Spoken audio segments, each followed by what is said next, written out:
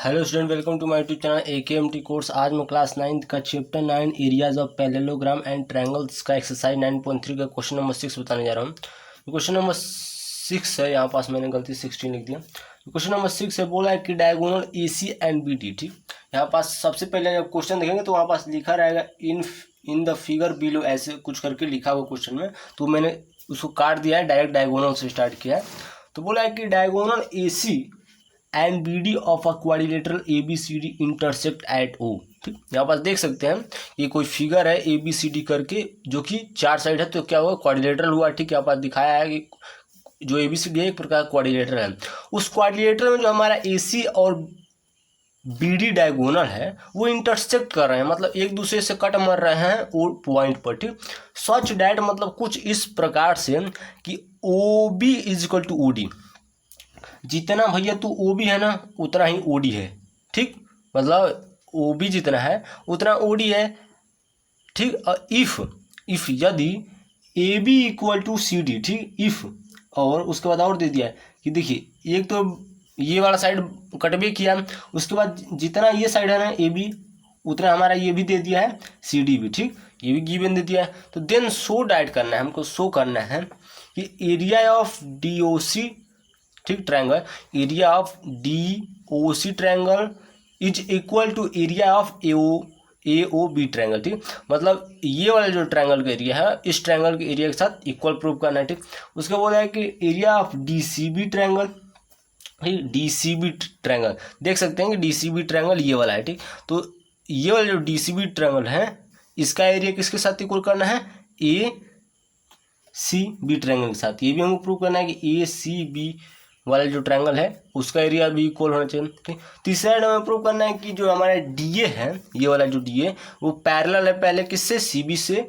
ठीक, या तो ये सिद्ध कर दीजिए कि DA पैरेलल है CD से, CB, हाँ CB से, या तो ये सिद्ध कर दीजिए कि ABCD क्वाड्रिलेटरल जो है, ABCD क्वाड्रिलेटरल वो पैरेललोग्राम है। ठीक, इन दोनों से कोई एक हमको प्रूव करना है ना, और लिख दिया है मतलब या तो ये या तो ये। ठीक, आइए प्रूव करते हैं।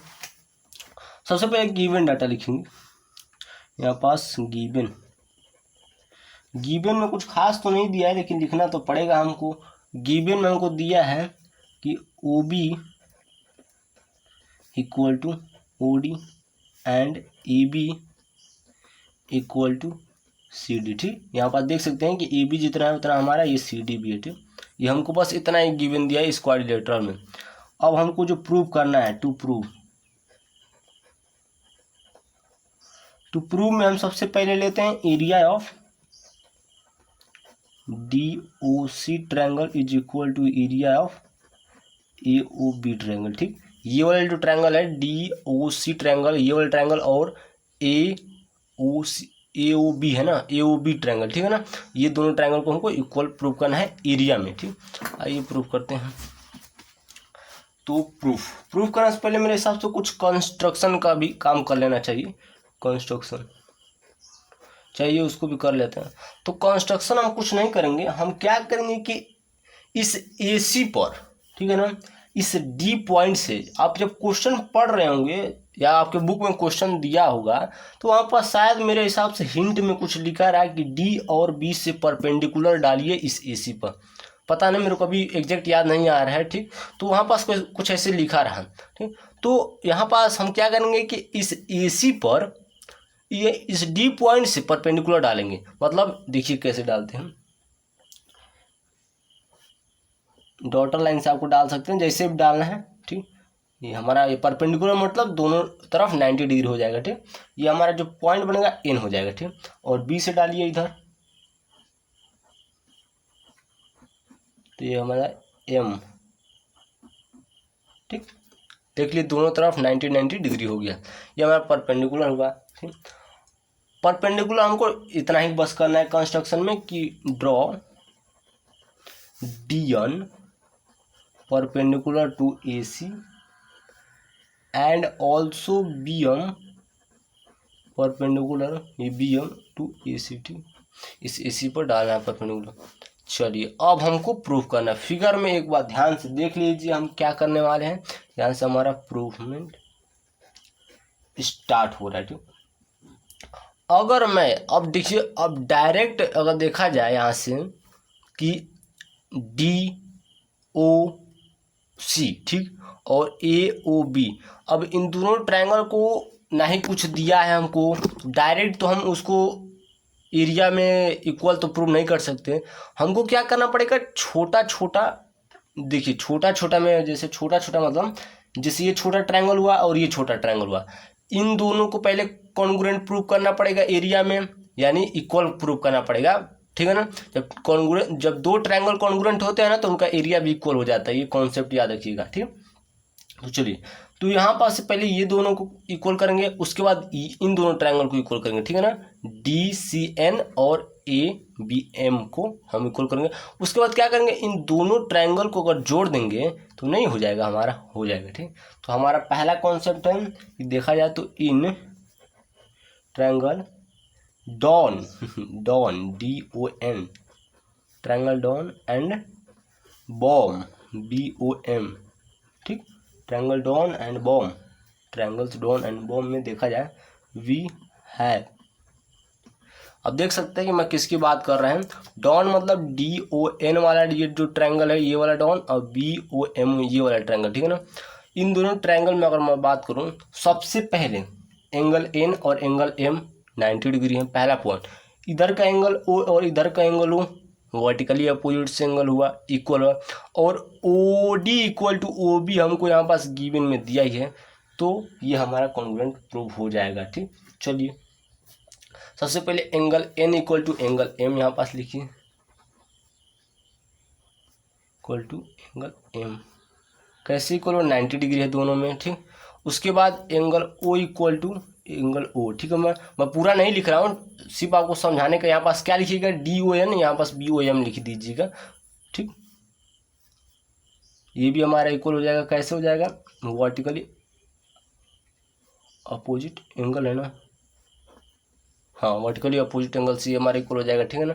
दो लाइनें जब आपस में इंटरसेक्ट करती हैं तो वहाँ पास वर्टिकली अपोजिट एंगल उत्पन्न होता है, ठीक है ना। उसके बाद हमारा ये गिवन में दिया ही है कि ओ जितना OB है उतना हमारा OD भी है, ठीक। यहाँ पास हमको दिया ही है कि OB इक्वल टू OD, ये हमको कहाँ से मिला, गिवन, ठीक, गिवन मिल गया। तो यहाँ से अगर देखा जाए तो ये एंगल है, ये भी एक प्रकार का एंगल है, ये हमारा साइड है। तो by angle side criteria triangle DON and triangle BOM, ठीक। ये क्या हो जाएंगे, दोनों ट्रायंगल, यहाँ पास मैंने एंड गलती से लिख दिया, यहाँ पास फिर से लिखता हूँ, एंड यहाँ पास रहने दीजिएगा, यहाँ पास लिख लीजिए एंड, यहाँ पास लिखिए triangle DON and triangle BOM, ठीक है ना। ये दोनों क्या हो जाएंगे, पहले तो कॉन्ग्रुएंट होंगे, ठीक, कॉन्ग्रुएंट हुए, उसके बाद जब कॉन्ग्रुएंट हो जाएंगे तो इनका एरिया भी इक्वल हो जाएगा, ठीक है ना। तो ट्रायंगल एरिया ऑफ डॉन का ट्रायंगल हो जाएगा इक्वल एरिया ऑफ बॉम का, ठीक है ना, डॉन बॉम, ठीक, एरिया में इक्वल हो जाएगा, क्योंकि जब दो ट्रायंगल कॉन्ग्रुएंट होते हैं तो उनका एरिया इक्वल हो जाता है, ठीक है, ठीक, क्योंकि कॉन्ग्रुएंट ट्रायंगल का ही एरिया इक्वल होगा।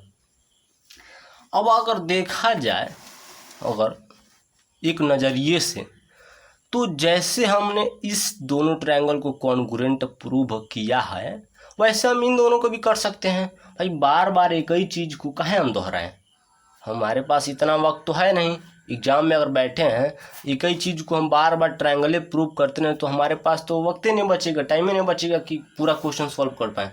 तो एक ऐसा रामबाण इलाज है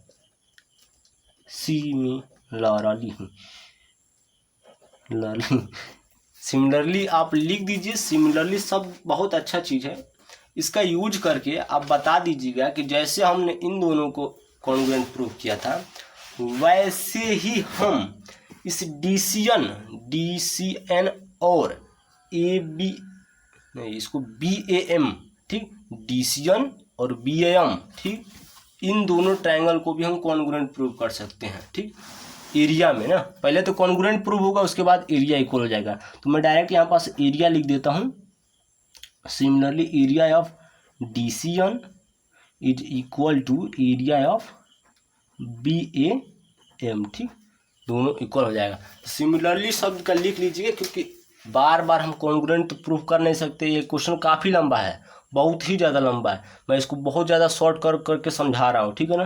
काफ़ी चीज़ें इसमें कट भी किया हूँ मैंने, ठीक। तो जो मैं इम्पोर्टेंट है वही बता रहा हूँ, ठीक है ना। तो यहाँ से हमारा एरिया ऑफ DCN और एरिया ऑफ BAM क्या हो जाएगा, इक्वल हो जाएगा, ठीक। और ये हमारा क्या हुआ, इक्वेशन 1 था, ठीक, और ये इक्वेशन 2 था। अगर मैं इस इक्वेशन और इक्वेशन 2 को जोड़ दूँ, यहाँ पास देखा जाए, एडिंग इक्वेशन 1, तो एरिया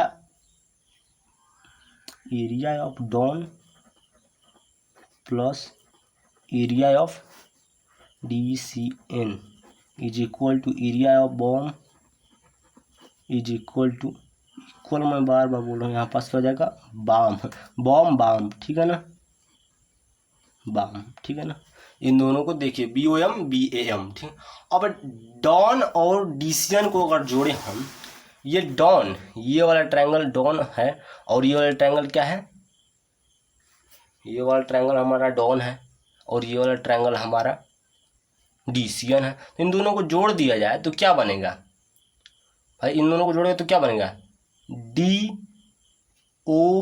बनेगा कि नहीं बनेगा इधर, तो क्या हो जाएगा हमारा एरिया ऑफ ट्रायंगल DCO, यहाँ पर हो जाएगा एरिया ऑफ ट्रायंगल DOC हो जाएगा ना, मैं बार बार DCO बोल रहा हूँ, DOC हो जाएगा, ठीक। अब आप देख सकते हैं इस ट्रायंगल और इस ट्रायंगल को जोड़े तुमने क्या बना, DOC बनेगा। वैसे ही अब देखिए यहाँ पास बाम और बोम को देखा जाए, बाम और बोम को जोड़ेंगे तो क्या बनेगा, हमारा AOB ट्रायंगल बन जाएगा, ठीक है। तो एरिया ऑफ AOB ट्रायंगल, ठीक। चलिए यहाँ पास हमने इक्वेशन और फर्स्ट और इक्वेशन 2 की सहायता से जोड़ के हमने इन दोनों ट्रायंगलों का एरिया इक्वल कर दिया, हेंस प्रूव, ठीक। पहला तो हमारा प्रूव हुआ, अभी टेलर है, अभी पिक्चर यहाँ पास है, देखिए अभी तो 2 और प्रूफ करना है, हालत पंचर हो जाएगा अभी हमारा। चलिए घबराएंगे नहीं, हम उन दोनों को भी सफाया करेंगे। कैसे करेंगे, कॉन्सेप्ट पर जाइएगा, डायरेक्ट कॉन्सेप्ट पर हम जाएंगे, ठीक है ना। यहाँ पास लिख लेते हैं, सेकेंड नंबर में प्रूफ क्या करना है, एरिया ऑफ DCM का है, मैं लिखा हूँ DCB है यहाँ पास, DCB is equal to area of ACB, ठीक है ना। सीधे कॉन्सेप्ट में बताऊंगा, सीधे दम, ठीक है ना। DCB और ACB में सबसे पहला पॉइंट हमारा जो है क्या है, कि इसमें हमारा जो हमारा क्या है, BC वो कॉमन है। यहाँ पास देखा जाए तो BC is equal to BC, ठीक है ना, क्योंकि इस BC पर ही दोनों टिके हैं, तो यहाँ क्या जाएगा, कॉमन, पहला चीज। दूसरा चीज देखिए, जब इस ट्रायंगल को और इस ट्रायंगल को हम कॉन्ग्रुएंट सिद्ध किए थे, आपको याद ही होगा जब हम सिद्ध किए थे, तो ये वाला एंगल एंगल CDB जो था, इस वाले एंगल के साथ इक्वल हो जाएगा, होगा कि नहीं होगा, बाई CPCT से हो सकता है, ठीक। तो यहाँ पास angle CDB angle CDB is, ये मकार लिख दिया, ठीक है, इज इक्वल टू इस वाले एंगल, ठीक, एंगल CAB, ठीक है ना, मैं क्यों ऐसा लिख रहा हूँ। अब देखिए जाए तो ये वाला एंगल और ये वाला एंगल इस दोनों ट्रायंगल का इक्वल हो जाएगा, क्यों, क्योंकि एबव्ड प्रूव लिख दीजिएगा, प्रूव्ड, ठीक। मैंने ऊपर नहीं लिखा है यहाँ पास, लेकिन ये आपको यहाँ पास समझना पड़ेगा, ठीक है ना, ये चीज़ समझना पड़ेगा कि ये वाला जो एंगल है, ये वाला एंगल दोनों CPCT से ऊपर इक्वल हो चुका है, क्योंकि ये दोनों ट्रायंगल क्या है, कॉन्ग्रुएंट हैं, इसलिए दोनों इक्वल हो गया है, ठीक है। उसके बाद अगर इन दोनों में देखा जाए तो हमको एक चीज दे दिया है, AB इक्वल टू हमारा CD, ये हमको कहाँ दिया है, गिवन में दिया है, यहाँ पास आप देख सकते हैं गिवन में दिया है, ठीक। तो हमको क्या मिला है, साइड मिला, एंगल मिला, साइड मिला, तो by side angle side area of DCB triangle, ठीक।